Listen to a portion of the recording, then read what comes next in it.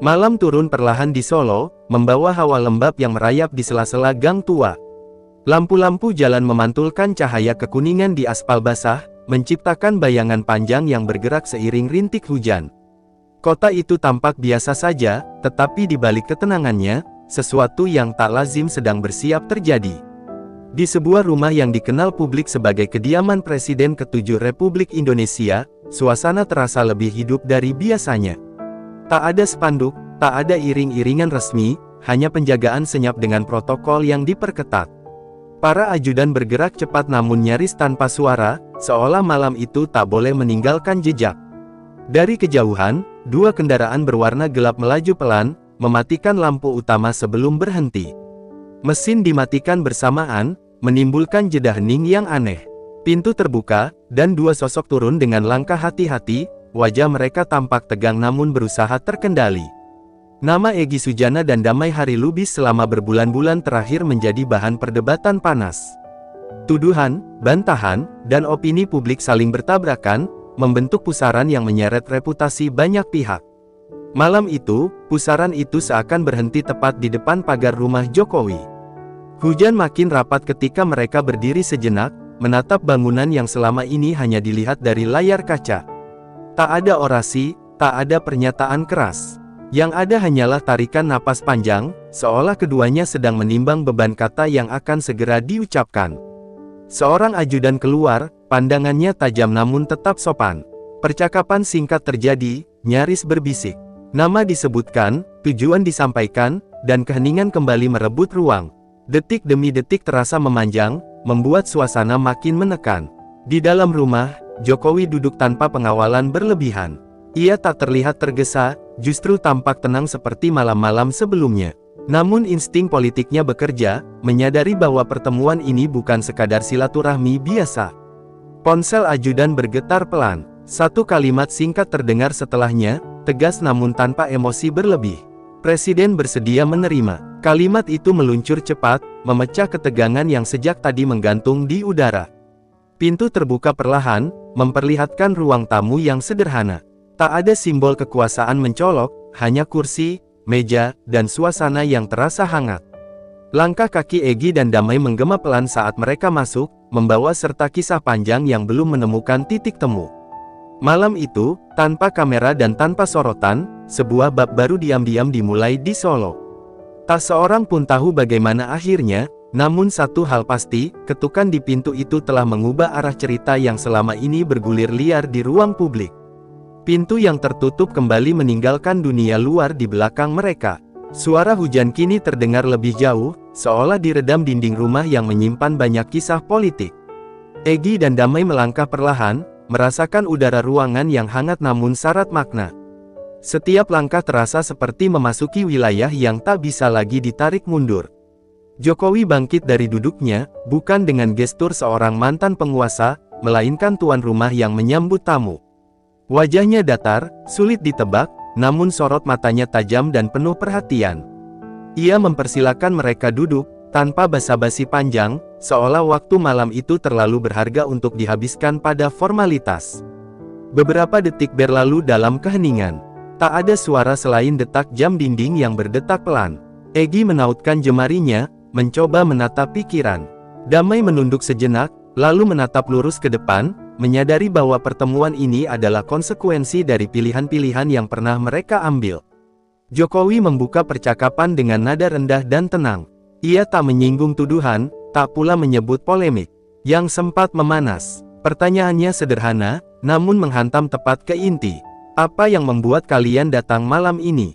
Kalimat itu meluncur tanpa tekanan, justru memberi ruang untuk kejujuran. Egy menarik napas dalam-dalam sebelum berbicara. Suaranya tak lagi sekeras yang sering terdengar di ruang publik. Ia mengakui bahwa kegaduhan yang tercipta telah melampaui niat awal. Bukan pembelaan yang disampaikan, melainkan pengakuan bahwa situasi telah berubah menjadi beban bagi banyak pihak. Damai menyusul, memilih kata-kata dengan hati-hati. Ia menyebut soal nama baik, tentang bagaimana isu yang digulirkan berkembang liar dan memicu luka di banyak sisi. Kalimatnya tak panjang, namun syarat penyesalan yang sulit disembunyikan. Ruangan itu kembali sunyi setelah ia selesai berbicara. Jokowi mendengarkan tanpa menyela. Ia hanya mengangguk sesekali, memberi isyarat bahwa setiap kata diterima. Tak ada ekspresi menghakimi, tak pula tanda-tanda tersinggung. Sikap itu justru membuat suasana menjadi lebih berat, karena keheningan terasa lebih jujur daripada amarah. Ia kemudian bersandar pelan, memandang kedua tamunya bergantian. Ucapannya mengalir tenang, membahas bagaimana perbedaan pendapat seringkali menjadi bahan bakar demokrasi, namun bisa berubah menjadi api yang membakar jika tak dikendalikan. Kata-katanya tidak terdengar seperti nasihat, melainkan refleksi panjang dari pengalaman. Di luar dugaan, Jokowi tak menanyakan permintaan apapun. Tak ada syarat, tak ada tuntutan. Sikap itu membuat Egy dan Damai saling pandang singkat, seolah mencari makna tersembunyi di balik ketenangan yang ditampilkan tuan rumah. Hening kembali menguasai ruangan, kali ini lebih lembut. Jam dinding terus berdetak, namun ketegangannya mulai mencair. Malam seakan memberi jeda, memungkinkan setiap orang merenungi posisi masing-masing tanpa perlu bersembunyi di balik retorika. Jokowi lalu berdiri dan melangkah beberapa langkah mendekati jendela. Ia memandang hujan yang mulai mereda, lampu-lampu jalan berkilau di kejauhan. Dengan suara pelan, ia menyebut bahwa bangsa ini telah terlalu sering terbelah oleh kata-kata yang tak pernah benar-benar selesai. Ketika ia berbalik kembali ke arah tamunya, suasana telah berubah. Pertemuan itu tak lagi sekadar kunjungan tertutup, melainkan awal dari sesuatu yang lebih besar. Sebuah dialog yang perlahan bergerak menuju titik yang tak seorang pun duga sebelumnya. Jokowi kembali duduk, jaraknya kini lebih dekat, seolah sengaja memperkecil ruang yang selama ini memisahkan mereka. Tatapannya tidak menusuk, justru tenang dan stabil, membuat siapapun sulit bersembunyi di balik kalimat yang dibuat-buat. Malam semakin larut, tetapi percakapan justru memasuki inti yang paling menentukan. Egy akhirnya mengucapkan kalimat yang sejak awal tertahan di tenggorokan. Ia berdiri perlahan, nada suaranya terdengar lebih jujur daripada pidato manapun yang pernah ia sampaikan. Ia menyebut kata maaf tanpa embel-embel, tanpa alasan tambahan, tanpa upaya membingkai ulang masa lalu. Kalimat itu meluncur begitu saja, sederhana namun berat. Damai ikut bangkit, kali ini tanpa ragu. Ia menundukkan kepala sejenak sebelum berbicara, mengakui bahwa apa yang telah bergulir ke ruang publik telah melukai lebih banyak pihak daripada yang ia bayangkan. Ia tidak meminta pengampunan hukum, hanya berharap pintu dialog tidak benar-benar tertutup. Ruangan itu kembali hening, namun bukan hening yang menekan. Ada jeda yang terasa perlu, seolah kata-kata barusan harus dibiarkan mengendap.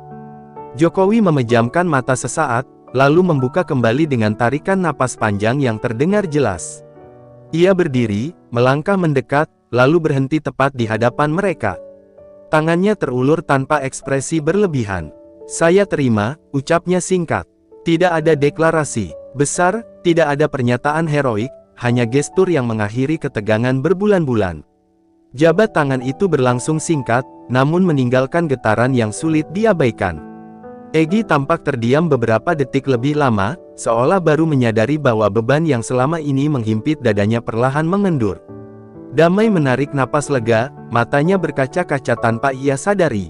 Dari sudut ruangan, seorang ajudan mencatat waktu dan situasi. Ia tak ikut campur, namun menyadari bahwa momen ini kelak akan menjadi cerita yang sulit dipercaya jika diceritakan tanpa saksi. Semua berlangsung terlalu tenang untuk ukuran konflik nasional yang sempat membara. Percakapan kemudian beralih ke hal-hal ringan. Jokowi menanyakan kabar keluarga, keseharian, dan aktivitas yang kini dijalani. Topik-topik sederhana itu terasa aneh namun menenangkan, seolah sengaja digunakan untuk menutup babak lama tanpa perlu mengungkit kembali luka yang ada. Di luar rumah, hujan benar-benar berhenti. Udara Solo terasa lebih segar, meninggalkan aroma tanah basah yang menyusup lewat celah jendela.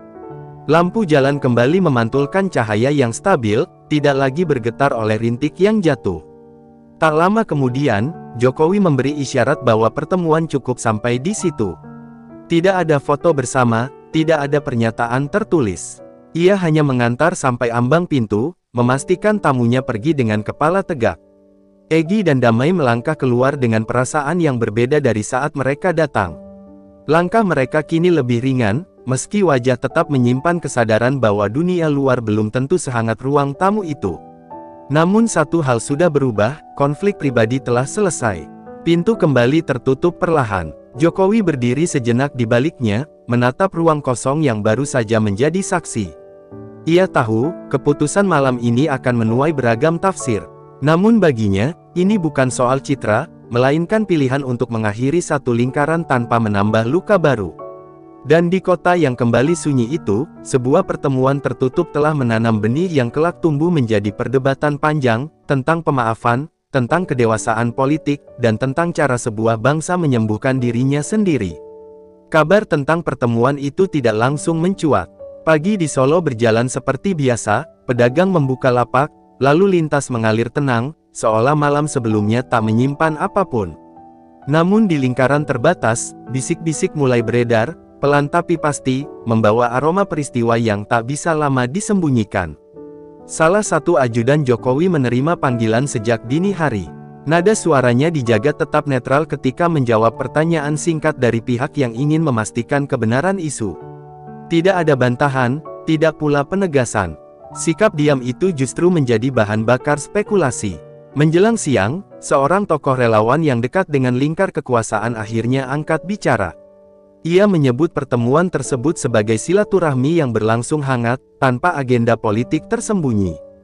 Pernyataannya singkat, namun cukup untuk memicu ledakan reaksi di ruang publik. Media sosial segera dipenuhi beragam tafsir. Ada yang menyebutnya langkah bijak, ada pula yang menudingnya sebagai manuver licik. Nama Jokowi kembali menjadi pusat perhatian, kali ini bukan karena kebijakan, melainkan karena sikap personal yang dinilai tak lazim dalam konflik sebesar itu.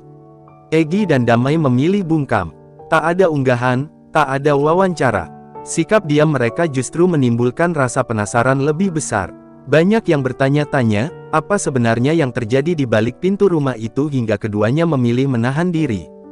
Di sisi lain, Jokowi menjalani hari dengan rutinitas biasa.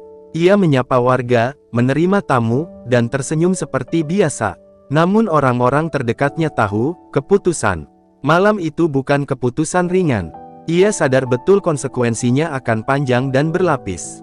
Sejumlah pengamat mulai mengaitkan peristiwa itu dengan kondisi politik nasional yang masih rawan gesekan.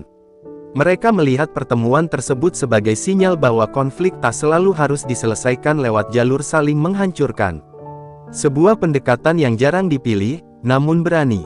Di warung kopi, di ruang redaksi, hingga grup percakapan tertutup, satu pertanyaan terus muncul, apakah ini akhir dari polemik atau justru awal babak baru? Jawaban tak pernah tunggal, karena setiap pihak membawa kepentingan dan sudut pandangnya sendiri. Sore hari, pernyataan singkat kembali keluar dari lingkar relawan. Ditekankan bahwa permohonan maaf datang atas inisiatif pribadi, tanpa paksaan. Kalimat itu terdengar sederhana, namun maknanya dalam, seolah ingin menutup ruang kecurigaan yang kian melebar. Malam kembali menyelimuti Solo. Di rumah yang sama, Jokowi duduk sendiri, memandangi halaman yang kini sunyi. Ia tahu, tak semua orang akan memahami pilihannya. Namun baginya, keberanian bukan selalu tentang melawan, kadang justru tentang mengalahkan ego sendiri. Di tempat lain, Egy dan Damai merenungi langkah yang telah diambil. Mereka menyadari, permintaan maaf tak otomatis menghapus penilaian publik. Namun setidaknya, satu urusan telah diselesaikan secara langsung, tanpa perantara, tanpa kerumitan tambahan. Dan di antara hiruk-pikuk opini yang terus bergulir, pertemuan tertutup itu perlahan menjelma simbol. Bukan tentang siapa benar atau salah, melainkan tentang pilihan untuk menghentikan konflik sebelum ia berubah menjadi warisan yang tak pernah selesai. Gelombang reaksi belum juga surut ketika sejumlah elit politik mulai angkat suara. Pernyataan mereka beragam, ada yang berhati-hati memilih diksi, ada pula yang terang-terangan menyampaikan kegelisahan. Pertemuan tertutup di Solo itu kini menjalar ke pusat kekuasaan, memaksa banyak pihak menafsirkan maknanya masing-masing. Di parlemen, isu tersebut dibahas di sela-sela rapat resmi. Beberapa anggota menyebutnya sebagai contoh kedewasaan, sementara yang lain khawatir langkah itu akan dibaca sebagai presiden lunaknya sikap negara terhadap polemik serius. Perdebatan berlangsung tanpa kesimpulan, mencerminkan betapa satu peristiwa bisa melahirkan tafsir yang saling bertolak belakang. Para pengamat hukum ikut menyumbang pandangan. Mereka menegaskan bahwa pemaafan personal tidak serta-merta menghapus proses yang pernah berjalan. Namun di saat yang sama, mereka mengakui bahwa pendekatan dialog langsung jarang terjadi dan selalu menyisakan ruang refleksi bagi publik. Sementara itu, kalangan relawan Jokowi Prabowo Gibran bergerak cepat meredam spekulasi liar. Mereka menekankan bahwa peristiwa itu murni silaturahmi, bukan negosiasi politik. Penekanan tersebut justru memancing diskusi baru tentang batas tipis antara sikap pribadi dan simbol kenegaraan. Di Solo, warga sekitar mulai menyadari rumah itu kembali menjadi pusat perhatian. Beberapa tetangga bercerita tentang mobil-mobil yang datang malam itu, namun tak satu pun mengetahui isi pembicaraan. Kerahasiaan justru menambah aura misteri yang terus memelihara rasa ingin tahu. Di ruang redaksi media, editor berdebat menentukan sudut pandang. Apakah ini kisah rekonsiliasi, atau drama politik yang dibungkus kesederhanaan? Judul-judul alternatif memenuhi papan tulis, masing-masing berusaha menangkap esensi tanpa terjebak sensasi berlebihan. Jokowi sendiri tetap menjaga jarak dari hiruk-pikuk tersebut. Ia menolak memberikan penjelasan rinci, memilih membiarkan publik menilai. Sikap diamnya bukan tanpa risiko, namun ia tampak yakin bahwa waktu akan menyaring mana reaksi yang tulus dan mana yang sekadar riuh sesaat. Di sisi lain, Egy dan Damai mulai menerima pesan dari berbagai pihak. Ada yang mengapresiasi langkah mereka, ada pula yang mempertanyakan motifnya. Keduanya menyadari bahwa keputusan menemui Jokowi telah mengubah posisi mereka di mata banyak orang, entah ke arah mana. Diskusi tentang persatuan bangsa kembali mengemuka. Banyak yang mengaitkan peristiwa itu dengan kebutuhan meredam polarisasi yang masih terasa. Dalam situasi politik yang mudah panas, contoh dialog langsung dianggap sebagai angin segar, meski tak semua sepakat. Menjelang malam, talk show dan forum daring dipenuhi perdebatan. Setiap argumen memunculkan argumen tandingan. Namun di balik semua itu, satu hal tak terbantahkan, pertemuan tertutup tersebut berhasil mengalihkan fokus dari konflik ke refleksi bersama. Di rumahnya, Jokowi menutup hari dengan membaca laporan singkat tentang respons publik. Ia tahu, keputusan ini akan terus diuji oleh waktu. Namun keyakinannya sederhana, jika satu langkah kecil bisa mengurangi kebencian, maka langkah itu layak diambil. Dan ketika malam kembali memeluk Solo, cerita itu belum berakhir. Ia justru berkembang, menunggu bab selanjutnya yang akan menentukan apakah Damai yang lahir dari ruang tertutup mampu bertahan di tengah sorotan yang tak pernah benar-benar padam. Hari-hari berikutnya menghadirkan dinamika yang tak terduga. Pernyataan demi pernyataan bermunculan, namun tak satu pun benar-benar menjelaskan apa yang publik ingin dengar. Justru ketidaklengkapan informasi itulah yang membuat cerita kian membesar, bergerak dari isu personal menjadi simbol nasional. Di berbagai forum diskusi, pertemuan di Solo mulai dipandang sebagai cermin wajah politik Indonesia pasca konflik panjang. Banyak yang melihatnya bukan sekadar peristiwa damai, melainkan ujian kedewasaan kolektif. Apakah bangsa ini mampu menerima rekonsiliasi tanpa selalu menuntut drama lanjutan? Di lingkaran dekat Jokowi, beberapa sahabat lama menyampaikan kekhawatiran. Mereka mengingatkan bahwa sikap terbuka bisa disalahartikan sebagai kelemahan. Jokowi hanya tersenyum tipis, seolah telah memikirkan risiko itu jauh sebelum pintu rumahnya diketuk malam tersebut. Sementara itu, Egy mulai menyadari perubahan cara orang memandangnya. Nada pesan yang masuk ke ponselnya tak lagi sepenuhnya bernada keras. Ada kehati-hatian baru, bahkan rasa ingin tahu yang tulus. Ia memahami bahwa langkah meminta maaf telah menggeser posisi moralnya, meski belum tentu memulihkan segalanya. Damai pun merasakan hal serupa.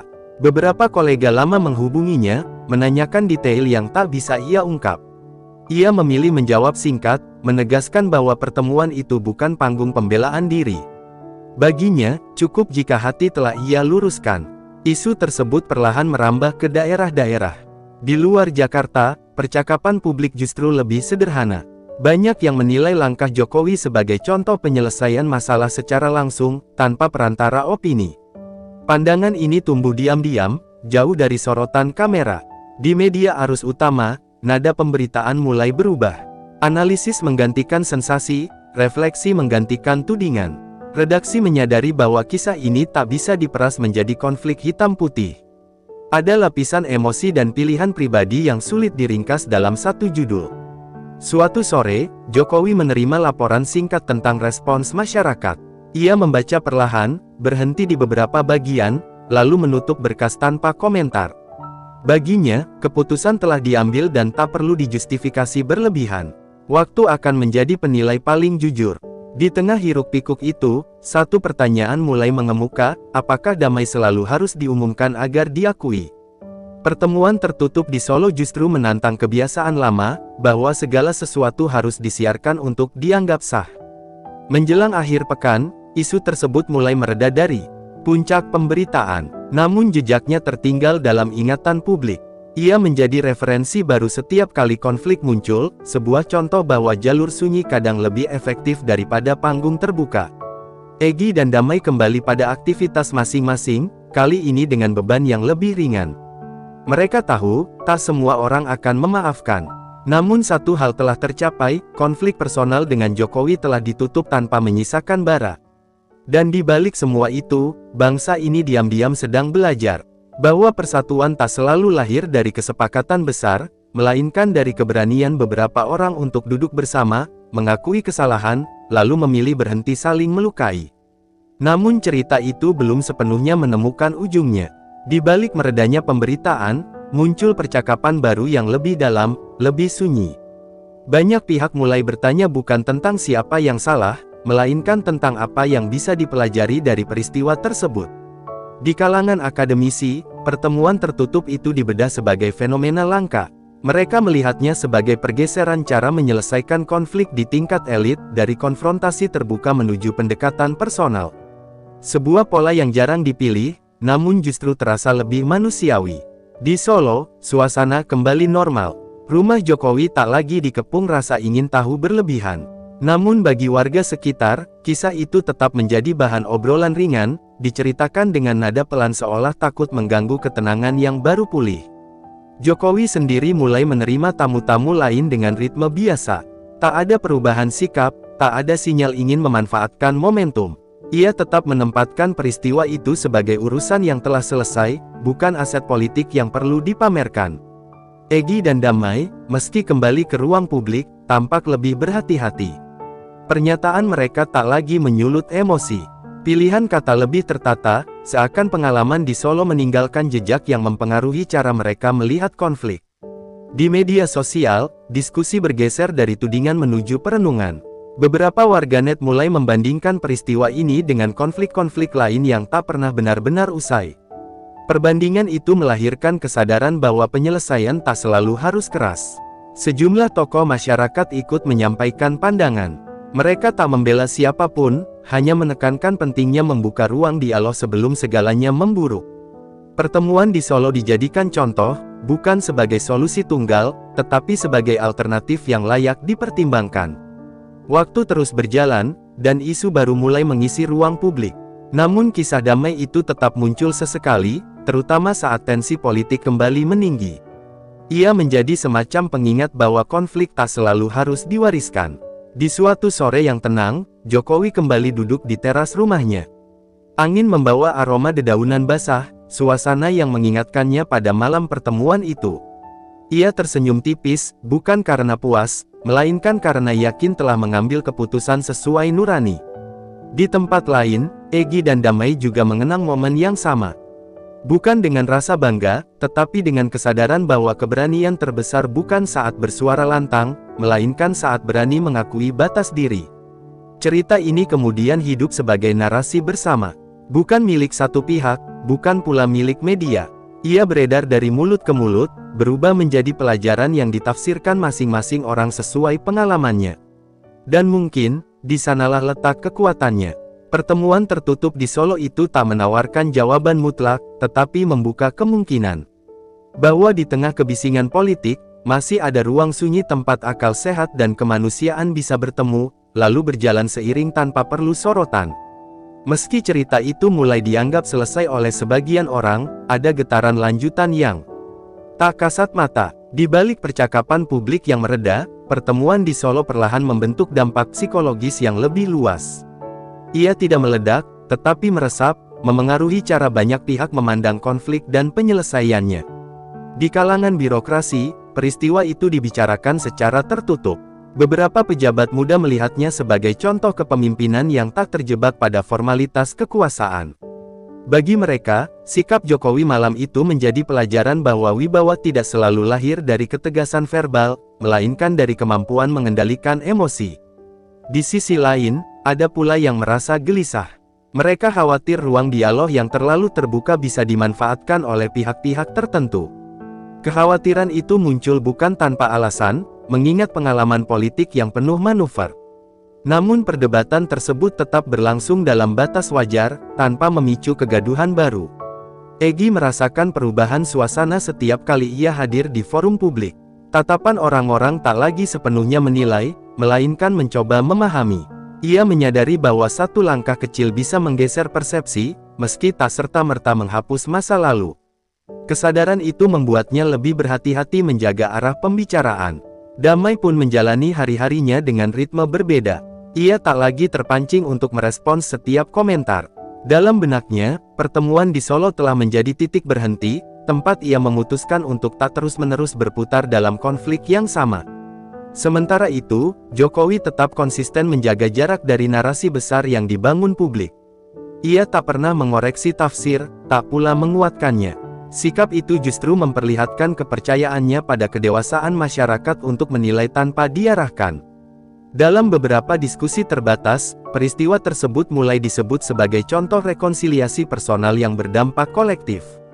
Bukan karena hasilnya diumumkan, tetapi karena prosesnya memberi pesan tersirat, bahwa perbedaan tajam tak selalu harus berakhir dengan kemenangan salah satu pihak.